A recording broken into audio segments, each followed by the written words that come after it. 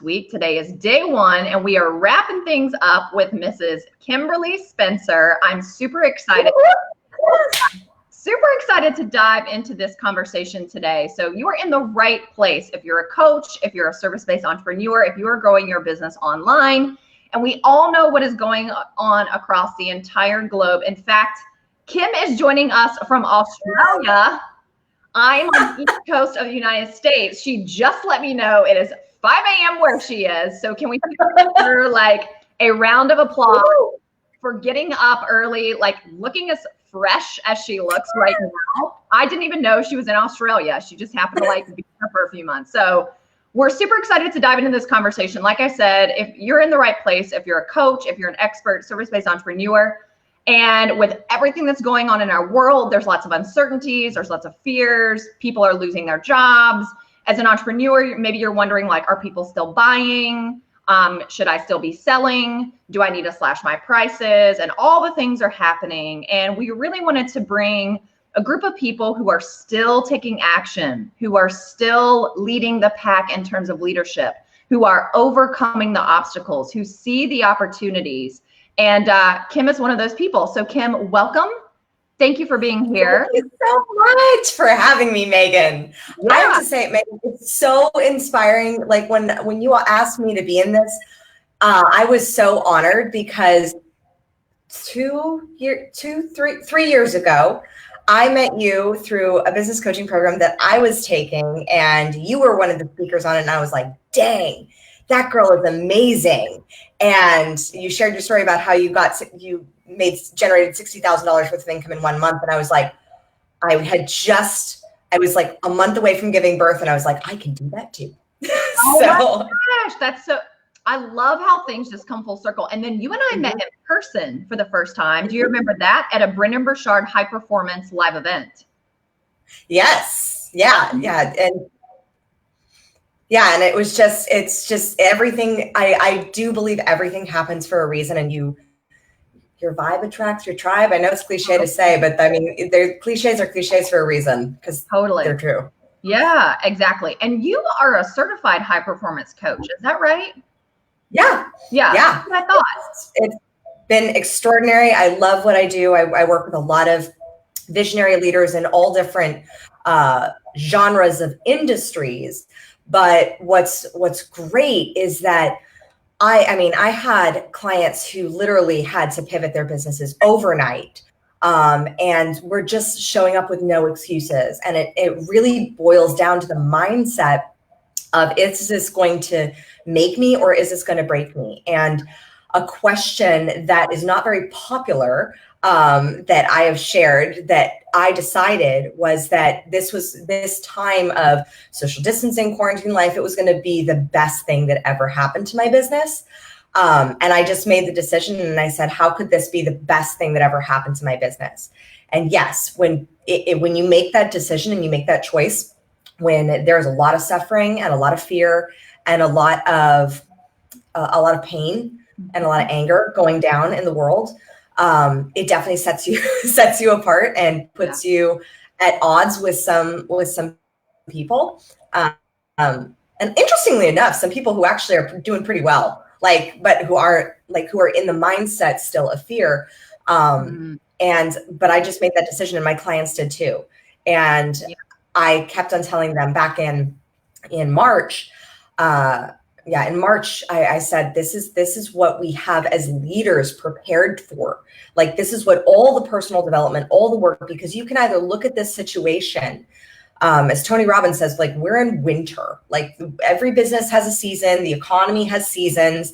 Winter happens every time, but so does spring. So does spring, but what matters is what you do in the winter time and how you show up and how you show up more consistently. So myself, for me, I've been taking action like crazy. I've actually been more booked with clients, more booked with consults, more booked with conversations than I've ever been in the history of my business. Wow. And it's been extraordinary because I do believe it all comes down to the decision of what do you choose to have this time mean for you? Wow. Okay. So what I'm really hearing you say, the place that you are starting from and your foundation is in the thoughts that you're thinking, the feelings you're feeling, your mindset, your belief systems. And I'm also hearing something very specific that you're talking about, and that is you're asking yourself a different set of questions. So for people who might not be quite where you're at with like, I've already decided this is going to be the best time ever for my business, but they want to be there. Like, let's just speak some truth into that. Like, how long does it take to shift that? Like, what do they need to do differently? How do they need to be thinking differently during this time? It's like what you said, Megan, it starts with your questions. And a lot of times when stuff happens, when life hits you in the head with a curveball and you have to pivot, or you're stuck in quarantine and you're like, what do I do? Now that you're out of work or not working or whatever the work situation is, a lot of times we ask, like, why is this happening to me? Why did this happen to me? What did I do wrong? Well, these questions, your subconscious mind, it responds to the questions that you ask it.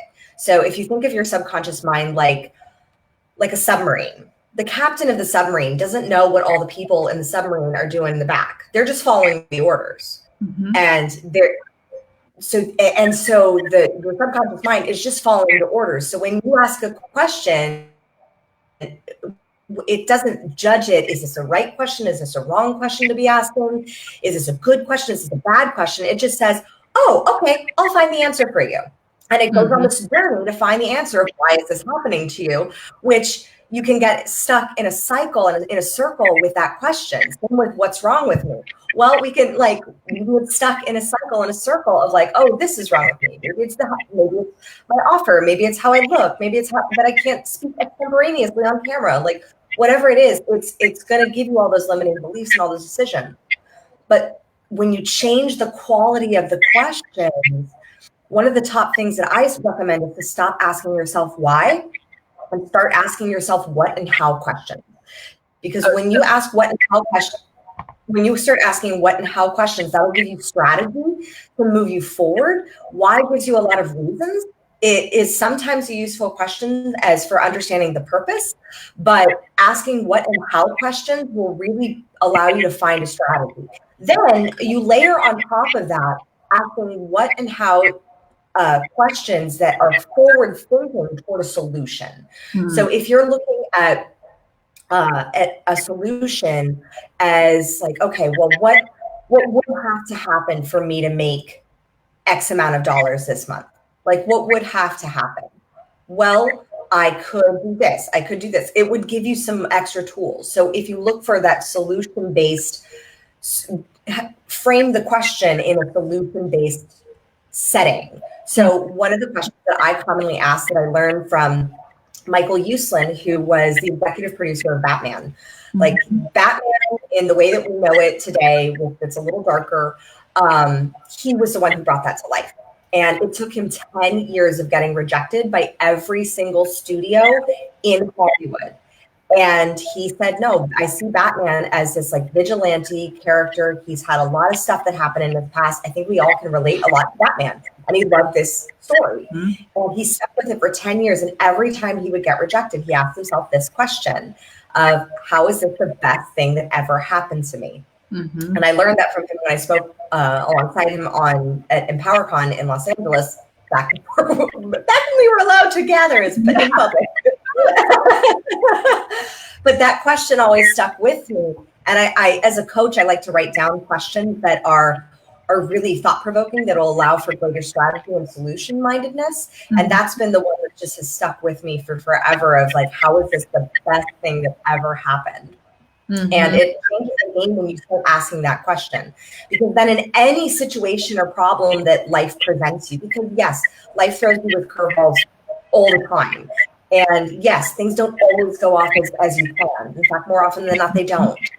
And yet, if you ask that question, it allows you to frame it instead of you thinking, because it's very easy for us to think like, oh, did I do something wrong? Did I do something? What did I do that wasn't right? Well, who's to say that it wasn't right or wrong? What if it's just a learning lesson? So that specific question allows you to frame it in a learning lesson. And if you can pick up the lessons faster rather than judging yourself for having the lessons, that automatically moves forward faster.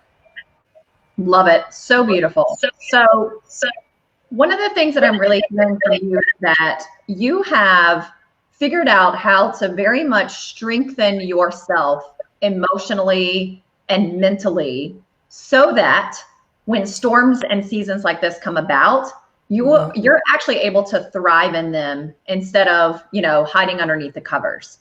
And I love what you just said. Like what we're all dealing with right now, it's a season, it's a challenge. Guess what? It's not the first.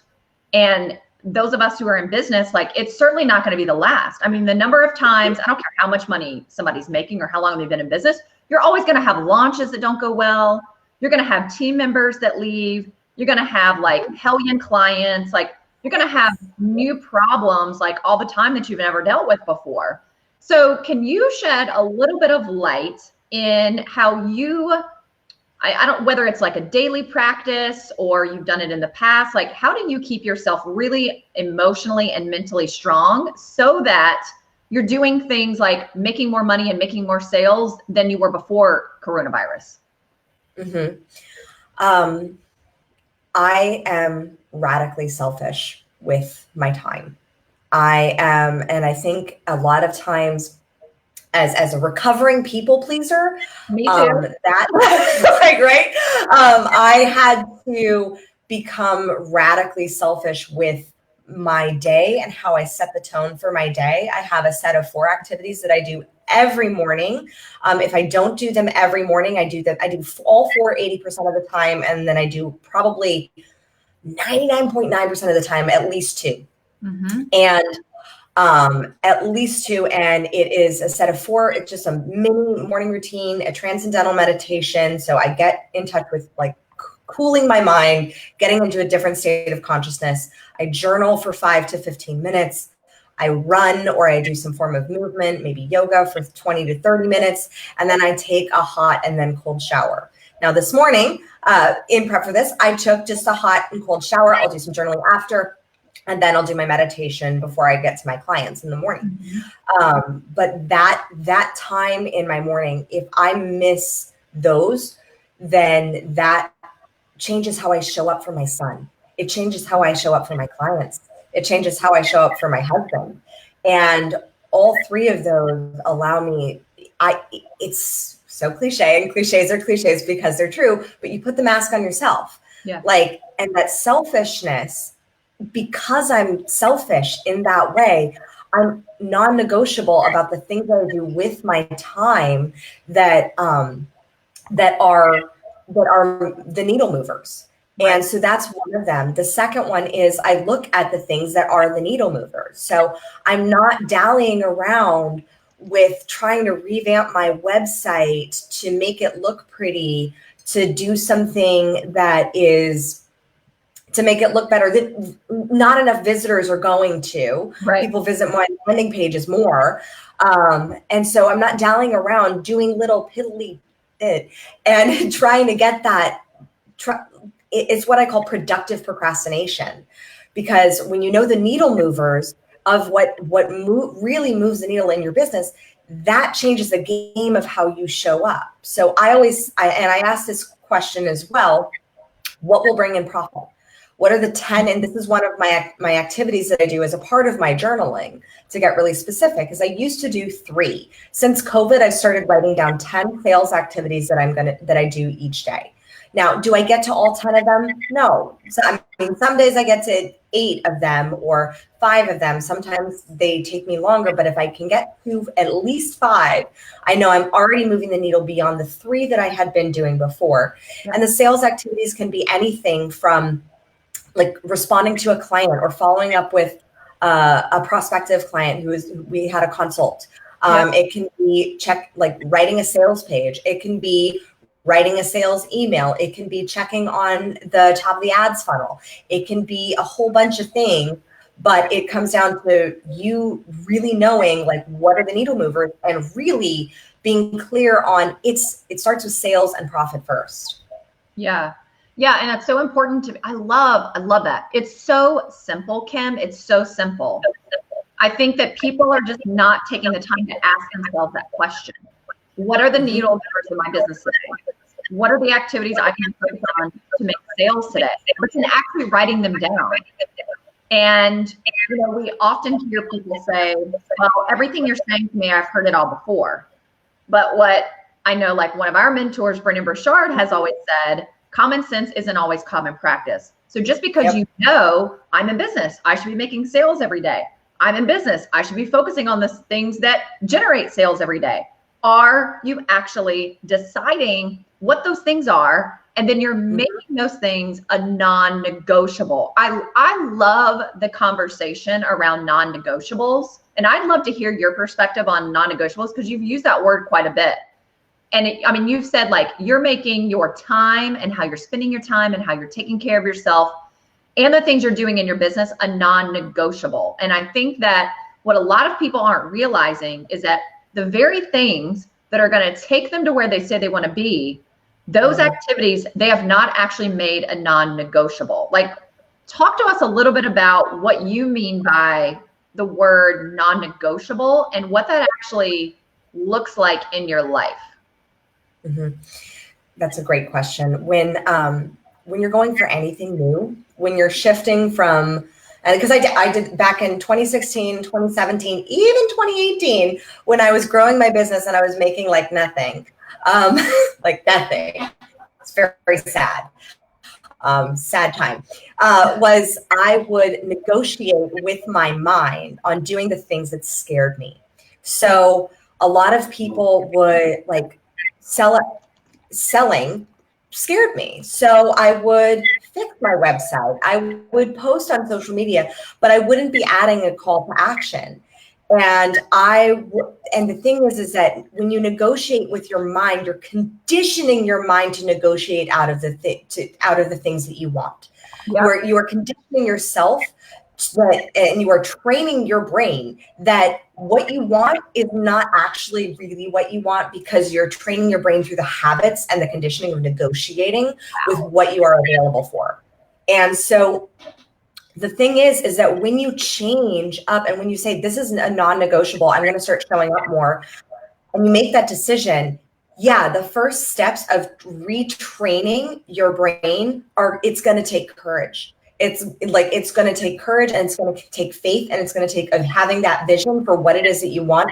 Because in order to bridge the gap, those are the two values and characteristics that you're going to need more than anything. And I don't mean like a faith, like a religion faith. I mean a faith in the vision that you have for what it is that you're bringing forth, and having the courage to continue after that day after day after day, doing the things that scare you.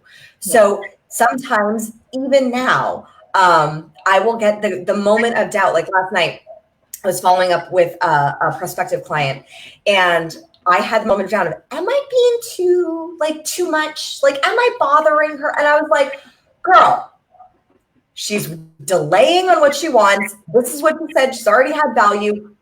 Write her the freaking email, send it, and let her know that now is the time. Yeah. And so that's what I did. And it's not about, and your mind will still have those defaults. It will still have those questions of, am I being too salesy? Like, that's a big question that I get a lot from my solopreneurs and the side hustlers that are just like growing. Am I being too salesy? And I'm like, when you walk into a coffee shop, like before when we could walk into coffee shops, when you walk into a coffee shop, like, are they like forcing you to like walk in? Are they like shoving the coffee in your face?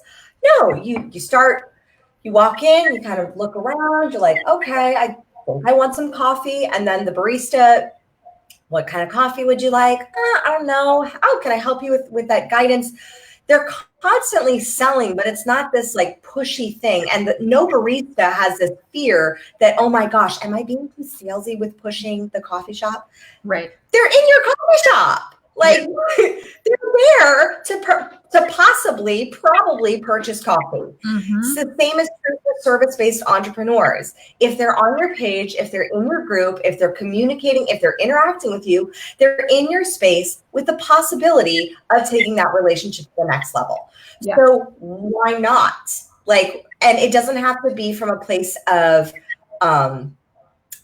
fear. It doesn't have to be from a place of like weirdness or used car salesman, but it does have to be from that like place of service, of saying, oh, you walked into my coffee shop. Maybe this could help. Maybe this could help.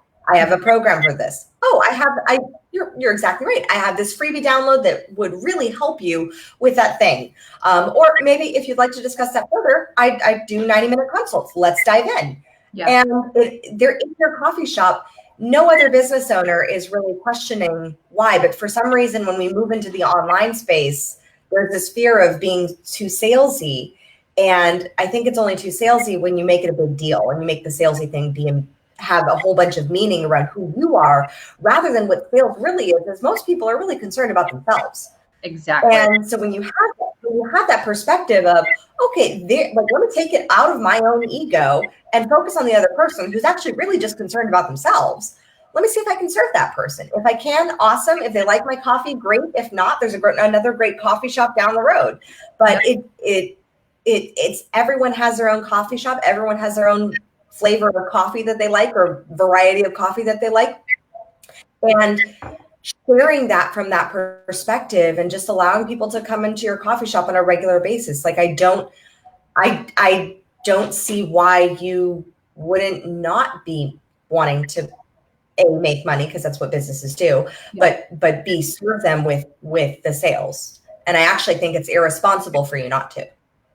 So one of the things that I know that you talk a lot about in your messaging with your clients, you talk a lot about being yourself and building a business based on unapologetically being yourself 100%. And to a degree, that's what you're talking about here. And you and I both hear this from people. It's like, it's so normal for all of us to just like go out and be ourselves at the coffee shop, or like sit down and have a cup of coffee with somebody at the coffee shop. It's natural. We're having conversation. We don't feel like a weirdo. We don't feel like we're pushing something on anybody. We're just like in our natural state, in our natural habitat.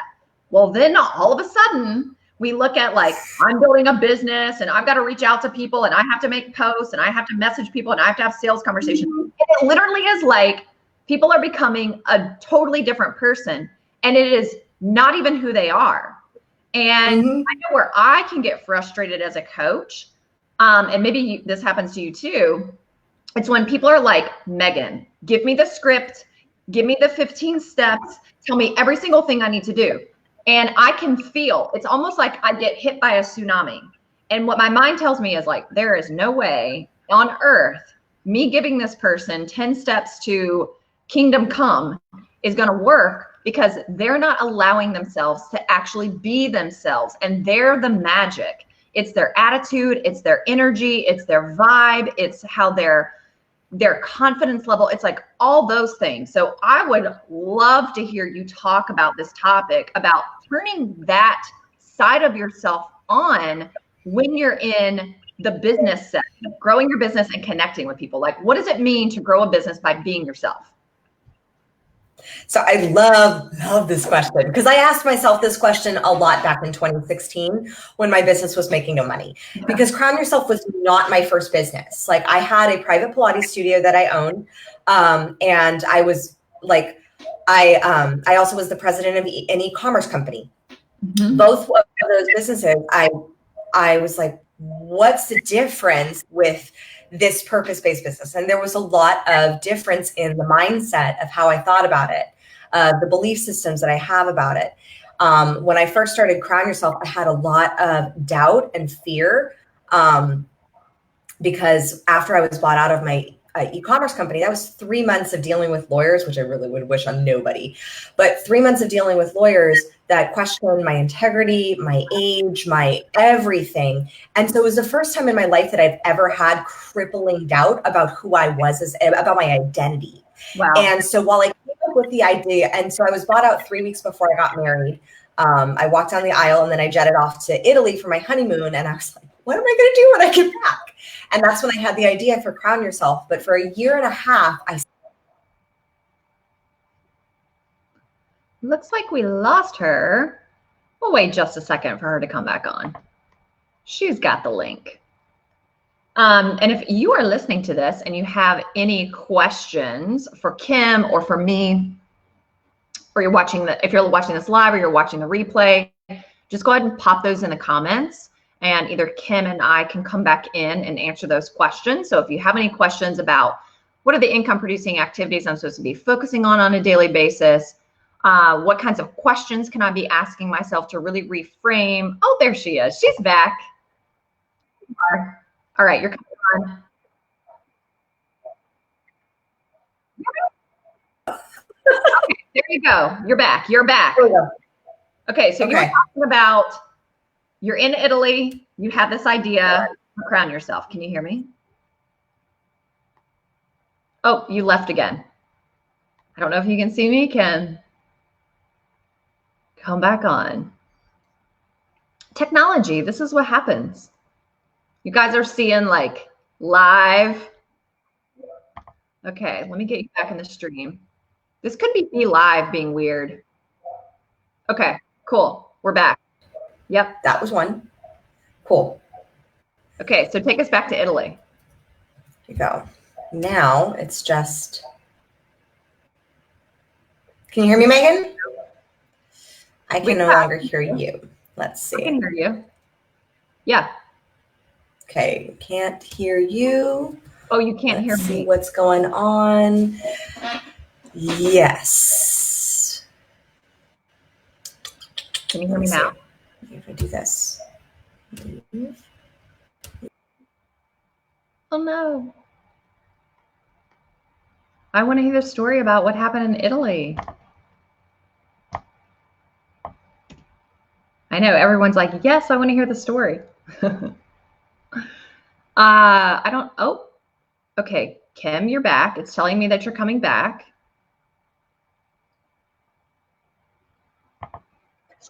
See, okay.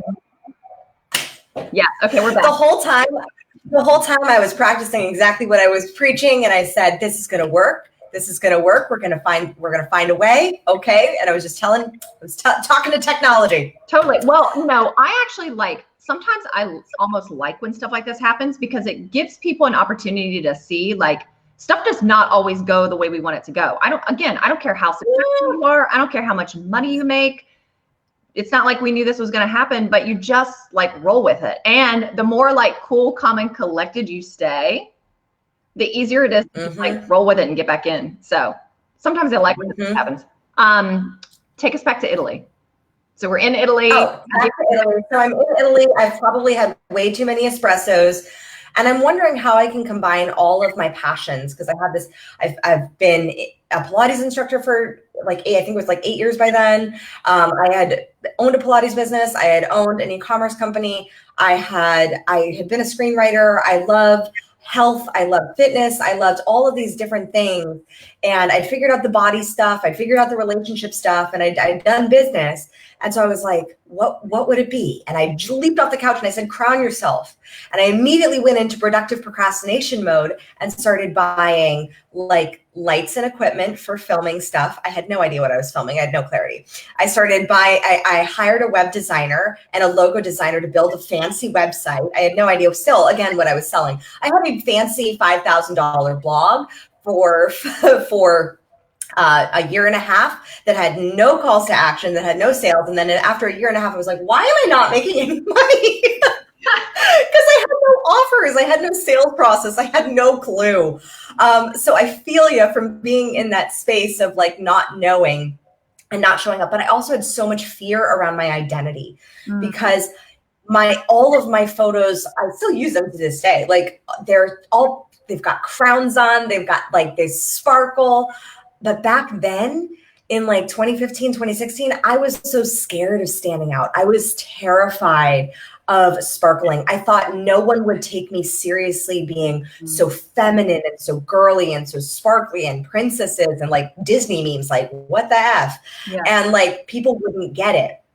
I even went so far as building a separate website for my coaching business that was under my name that had the more professional shots, or as so I said, in order to have that be the one that I made sales from. Yeah. And that was actually where I started. But then eventually I said, I'm just going to combine these two and really own it, that the people that I attract into my world and into my life are going to be the people that will align with my messaging and will align with really who I am. And I mean, just yesterday I was on a coaching call with a client, and I turned, like when I turn on the Zoom, she's like has a flower crown on, and she's like, she goes, I feel so liberated with this crown on, thanks to you. I was like I 50 something year old woman, and I'm like bringing out the sparkle, bringing out the pizzazz, bringing out that authenticity and that authentic crown that she can wear. And it was just one of those moments where I was like, oh my gosh, I doubted myself for so long about showing up authentically. Now here's the thing that happens when you show up authentically and you really share your authentic voice. People who are not being authentic will not like it. Ooh. They're not gonna like it. Yeah, they because God bless mirror neurons. When we don't see somebody that has that, when we see somebody that has something that we either don't have or don't recognize within us, when we see somebody showing up fearlessly and we've got so much fear within us, we don't understand it. And it's a biological thing that we literally question, like, what's wrong with that? Like, what did that person have, or like, what's wrong with that person, or like, what's wrong with me? Wow. And it puts us on the defensive in that space. And so when you show up, the more you start showing up authentically, openly, fully owning who you are, yes, not everybody's going to like you. Yeah. And yes, the people who are not meant to be in your life anymore will leave. Like I have lost friends to COVID, not because of the disease, but because of the content that I have posted about finding joy in seasons of fear. And that is something that I know that when people leave your life, you also have the glorious space. And it's a universal law. It's one of my favorites, called the vacuum law, the universal law of the vacuum. So the universe basically abhors a vacuum. And so when you have like footprints on the sand, eventually the waves will wash away the footprints. The waves will like fill those footprints with sand. So eventually you turn around and the footprints aren't there because the hole has been filled. Well, the same is true with your relationships. When somebody leaves who's no longer really meant to be in your life anymore, I am very much about trusting the universe, God, source, whatever it is that you want to name that, that somebody new will fill that space. Yeah. And somebody new will fill it, and it will be even better and more aligned and more supportive. I mean, I'm not surprised that I left a business partnership that was no longer aligned and walked down the aisle 3 weeks later to marry my life partner, my husband, in order to have and that my marriage filled that space within just a span of 3 weeks. Yeah. And so that trust of having that faith that as you move forward, the people who are meant to be in your life will be in your life, and the people who were meant to be in your life for a season will remove themselves and go off to find somebody else. And I also have this immense trust and this belief that every breakthrough, that everybody on their path to authenticity, to greater authenticity, it's like a safe. It's like you'll hear a message one way and it turns a knob to a safe. And it's a pretty crappy safe if you can get it open with one twist, right? Mm-hmm. So if you've had like a lot of plagiarized programming, and if you've adopted a lot of conditioning about here's all the ways you should be and should show up and should be professional and should be perfect and you're supposed to be this and supposed to be that. If you have a lot of that, there's a lot of turns to the knob of the safe. But when you are able to have that twist of the knob, and then you twist it another way, and then you hear the message another way, eventually it's going to unlock. And so every time I've had somebody, a follower who disagreed with me, or a friend who decided to no longer be friends because they didn't like what I was sharing, every time I've had that, I just say a prayer of gratitude for being, I would love to think that I was one of the twists of that dial so that they can find their authentic truth and their growth in that way. And that this was just one of the twists of the safe, and that's totally fine. And if they're meant to be in your life, I do believe that they will circle back. And if they aren't, then that's totally fine as well. Because that's why I love talking and networking with other coaches who are of that similar mindset. Because a lot of times when I've talked with coaches who are just starting out, there's this scarcity, and I had it too when I first started out, was there's a scarcity mentality of like, when I joke with a new coach of like, oh, if I have a 20-minute conversation, I do sometimes of just like, hey, let's talk about, what you want, and then move into it's part of my sales process, move into the 90-minute conversation. But if they're like, oh, I love this conversation and I just don't feel like they're a fit, and they said, but if there's anything I can do to help you, and I always joke, I'm like, for referrals, and they're like, well, wait, like, what if they aren't already working with me?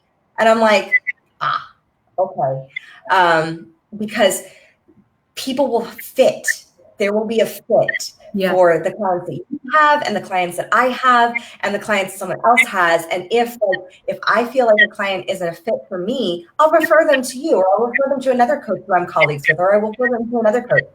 But I see a lot of beginner entrepreneurs, and especially beginner coaches, like with this, like, oh my gosh, this constrictive of like, these are my clients. And I'm like, if you're serving them with a breakthrough by referring them to a friend, if you're serving them better by doing that, isn't that the mission anyways? Right. Yeah. Yeah. I love it. And I think that this area in like, be more authentic, be more of yourself, let go of the old conditioning and all the old shoulds. I think that to a lot of people, that seems like, again, I think it's like, okay, I've heard it. I get it. Easier said than done. Be who you really are in the world, and literally you will attract your people. And it's like this mysterious, very intangible thing. And you've done this so beautifully, and you help your clients do it. So for anyone who's like, I hear you, Kim, I know that I got to let go of some things. I got to let go of the chains. I got to be myself. Can you give what would be like 2 or 3 like more tangible tips or steps or exercises that people can start doing regularly so they can really just like discover who they really are and unleash it? So one of I have a couple tips, and then I have a strategy, a journaling strategy that I use that also can be a copywriting strategy, which is fun. Cool. One of which is, I love the Enneagram test. That Enneagram test, when I took that, I'm a gigantic fan of personality tests, and I use them in my business all the time. I find it fun, like really unlocking all the different ways that people think and that people process. The Enneagram test for me was really powerful because I realized that for my entire life, I've been a challenger. And one of the questions I commonly ask my clients to tap them back into who they are is, who were you when you were about 5 or 6 years old, and what did you get in trouble for? So when I was about 5 or 6 years old, I was writing and directing my own shows. I was producing content by like having backyard productions. That always were about a princess, that always I wrote direct starred in, that it was always a story of transformation. And for me, that's what I do. Like I transform stories, and I've done that in all of my businesses across the board, is transforming stories. And so I asked that question, like, what was I doing, and who was I being? I was being a leader. I was being a director. I was also being a challenger, because I would challenge the neighborhood kids in order to show up and like for rehearsals and things. And I would also challenge my parents, my dad more specifically, because I would challenge him on his highest and best behavior. Not the best to do when your dad is coming home drunk, because I grew up with an addict. But when he was sober, he was extraordinary. And so I had this great foundational training ground of seeing someone be in their highest. Like, this is it's what we do as coaches. We see somebody and what they want and who they want to be, and yet their behavior is here. and their behavior and the actions and the mistakes they're making. And so I would see that at 5, and I would challenge him to rise into a size the best. Wow. Not the best position for a 5-year-old. And I didn't know those things now, but looking back, I just see how everything how that is who I've always been. But I was told to not be so bold. I was told to not be so motivated. I was told to not be so ambitious. Fortunately, my parents always supported my ambition, but like people told me to tone it down. And now I own the fact that more often than not, I am too much for a lot of people. And that's okay. And I'm okay with that because I know I'm ambitious and I know I have that energy, and people like, it's an energy that people are like, how do you have that so much? And I'm like, it just is. But that's who I've always been. So that's a question that I always would recommend you journal on is, who were you? I asked this of one of my clients a long time ago, and she was a midwife, and she was a shaman. And I said, well, who did you want to be when you're about 5, 6 years old? She said, I wanted to be a nurse and a nun. Well, while the form is different, she's a spiritual teacher now, and she is a midwife of doing nursing practices for birthing babies. So she was living into who she always was, just the form wasn't exactly the thing. Now, I'm not prancing around always in a crown, but I always have my invisible one on. Yeah. And the thing is that, so that's a great question. Another great way to start really tapping into your authentic messaging is, what is something that you have felt really guilty or ashamed of that has actually really served you? So for example, when I said that I am selfish, like of being really selfish, like a lot of people would say that would be something that was, oh my gosh, I don't know who that is, but she says, you are my kindred spirit. Yes. Rock it out. I'm a 3-wing 4, and I am an INTJ. This person is a 3-wing 4 and an ENFP. That's interesting. I'm an INFJ, and I am an 8-wing 7. But I came up. You're an INFJ. Mm-hmm. Oh my gosh. Yeah. More like than we thought. I know, right? Yeah, total judger. Total, and also learned extrovert. When I was a kid, I also was painfully shy. I was director with like the people that I was close with and the neighborhood friends that I grew up with. But when I put me in a crowded room, and I was painfully shy. I was so shy I would pee myself. Like, that's how shy I was. Yeah. And so speaking of talking about things that you were ashamed of, speaking of peeing, sharing that, if you can share something that you were either ashamed of or guilty of, or that's actually served you powerfully. So I use the example of I was so selfish, but it's because I'm so selfish that's been what's been allowed me to grow my business. That's allowed us to be able to stay in Australia for a short-term rental and enjoy this time with a block away from the beach. Like, it's because I'm so selfish that I've been able to have the time with my son, so that the afternoons I now just take him to the beach and we just hang out, because I've spent the morning being incredibly selfish just working on my business or working with my clients. Mm-hmm. And that changes the game when you approach it from that perspective, that like, yes, I did this thing that a lot of people would say that I should feel shame around, or that I should feel guilty about. And you can should yourself in everything you do. But when you show up unapologetically and you say that this is what I'm doing, this is the mission that I'm fulfilling, and I'm going to be doing this as well, and it's because I'm selfish that it's actually allowed me to get a lot of things that I really have dreamed of. Like, it's been our dream to live abroad and like to live this life and to be able to travel and do this.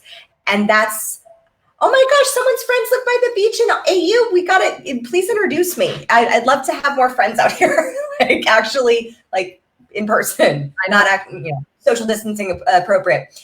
But so that's an excellent messaging, because I actually use that into a sales message that I'm just testing out. So I cannot report on how it's done, but I'm very excited because the messaging around that was taken from a deep-seated fear that both I've had and my clients have had about the fear of being wrong. And I like my message in the fear of being wrong is like, I'm so actually grateful that I've been wrong about myself for years, because every time like you're wrong about yourself, like I was wrong that I couldn't stand out and be sparkly. I was wrong that I couldn't raise my voice and share my authentic self. I was wrong that and showing all these ways in which I was wrong.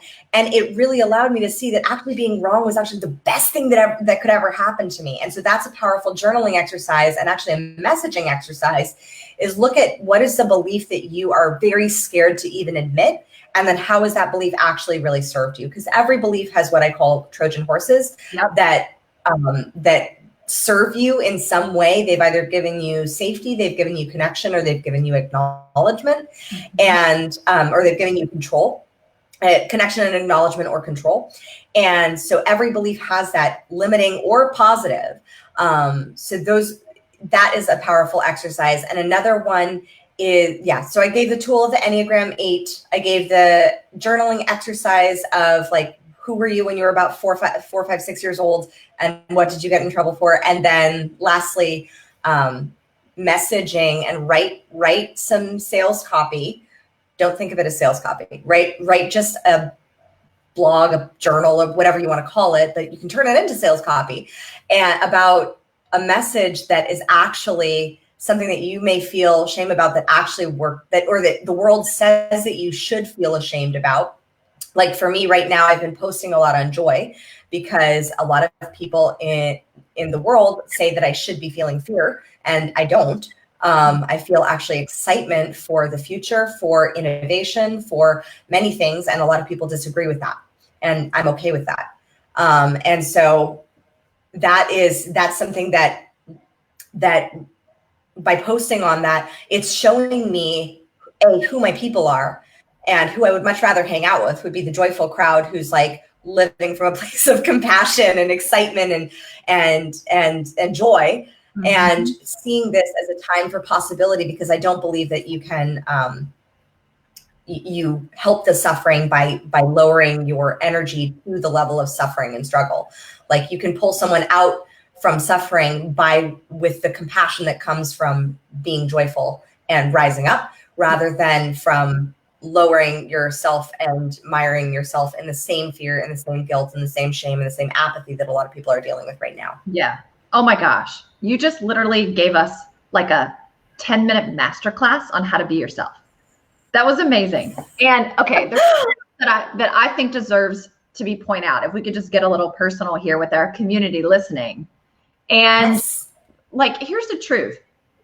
I don't care who it is you admire in this industry, who's having massive 7-figure launches, who's filling rooms with 5,000 people. Like, I don't care who you are.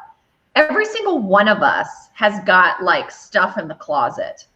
And what I love about what you're talking about is you are making it okay for us to talk about it, for us to connect with each other, because these are the things that actually connect us, and not just connecting us to our ideal clients who are going to pay us money, but actually connecting us with like you and me connecting right now. Like, and just so everybody knows, like Kimberly and I like knew who each other, like we knew of each other. And we literally had like a 2-second conversation when we met at Brendan Burchard's event like 2.5 years ago.